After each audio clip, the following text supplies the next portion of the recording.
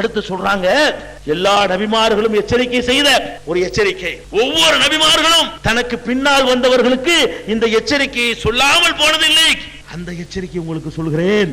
கடைசியா சொல்றாங்க ரசூலுல்லாஹி ஸல்லல்லாஹு அலைஹி வஸல்லம், எல்லா நபியும் சொன்னாங்க, நூஹ் அலைஹிஸ்ஸலாம் தன்னுடைய சமுதாயத்திற்கு செய்தார்களே அந்த எச்சரிக்கையை நான் உங்களுக்கு சொல்கிறேன் என்று சொல்லிவிட்டு தஜ்ஜாலை பற்றி சொல்கிறார்கள். இறுதி காலத்தில் தஜ்ஜால் என்று ஒருவன் வரவிருக்கிறான். அவனுக்கு நிறைய ஆற்றல்களை கொடுத்து அல்லாஹ் அனுப்புகிறான். அவனுடைய சில காரியங்களை பார்க்கும் பொழுது அவன் தெய்வீக அம்சம் பொருந்தியவனோ என்று நினைக்க தோன்றும். தன்னை கடவுள் என்று சொல்லுவான், மனித வடிவத்தில் இருப்பான். ஆனால் நீங்கள் அவனை நம்பிவிடாதீர்கள். இந்த மாயைகளே, இந்த அற்புதங்கள்ல மயங்கி உங்கள் ஈமானை பறிகொடுத்து விடாதீர்கள். அவனை பற்றி உங்களுக்கு எச்சரிக்கை பண்ணுகிறேன் என்று சொல்லி பெருமானார் ஸல்லல்லாஹு அலைஹி வஸல்லம் தஜ்ஜாலை பற்றி எச்சரிக்கை பண்றாங்க. எப்படி பண்றாங்க? உங்களுடைய இறைவன் இருக்கிறானே, அவன் ஒன்றரை கண்ணு கிடையாதவன். உங்களுடைய இறைவன் இருக்கிறானே, ஒன்றரை கண்ணு, ஒரு கண்ணு முழுசு ஒரு கண்ணு அறையா இருக்கும்ல, அவன் ஒன்றரை கண்ணு.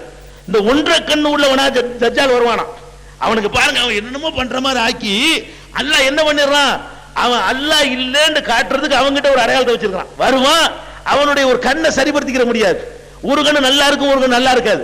அப்ப அவன் தன்னை இறைவன் என்று சொல்வான். உங்கள் இறைவன் ஒன்றை கண்ணன் இல்ல.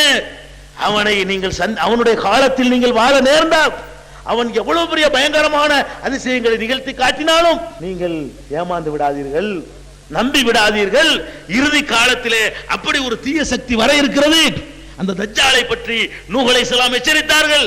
நான் உங்களுக்கு எச்சரிக்கிறேன் என்று பெருமானார் ஸல்லல்லாஹு அலைஹி வஸல்லம் அந்த எச்சரிக்கையும் பண்றாங்க. அதே மாதிரி அவனுடைய அந்த கண்ணை சொல்லும் போது ஒரு கண்ணு நல்லா இருக்கும், இன்னொரு கண்ணு சுருங்கிய திராட்சை, அது கிஸ்மிஸ் போல மாதிரி இருக்குமா, சுருங்கிய திராட்சை போல இருக்கும். கவனத்தில் வைத்துக் கொள்ளுங்கள்.